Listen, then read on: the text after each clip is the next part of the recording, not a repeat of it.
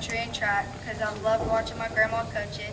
And I had a cousin that was a really good runner, so I looked up to her and wanted to be just like her. So in 7th grade, I was so excited to finally join the cross-country team. The summer before, I went to workouts every day that I could. And of course, it was on the last day of workouts.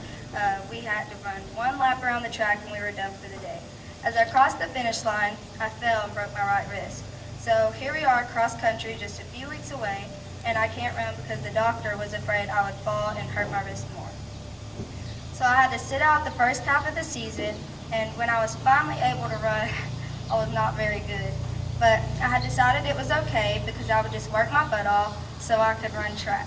So between cross-country and track was just one sport, basketball.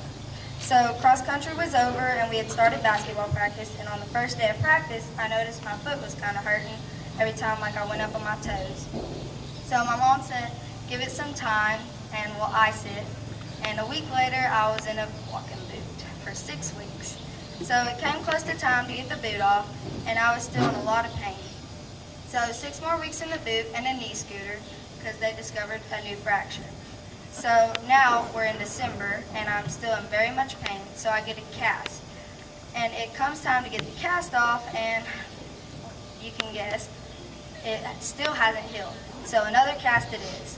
I got the cast off after 6 weeks, and they decided it would be best to put the boot back on. So after many doctor visits and lots of physical therapy, my foot was as healed as it was going to get.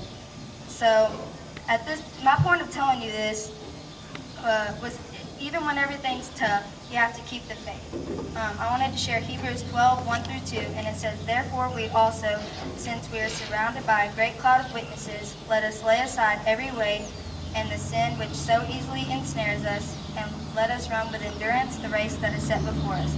Look unto Jesus, the author and finisher of our faith, who for the joy that was set before him endured the cross, despising the shame, and has sat down at the right hand of the throne. So I wanted to kind of break this verse down and say what it means to me. When it says a cloud of witnesses, to me it means like surround yourself with other believers.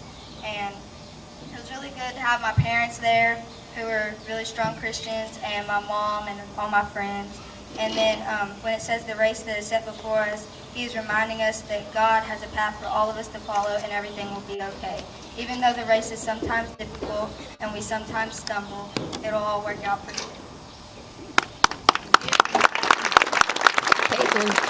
good.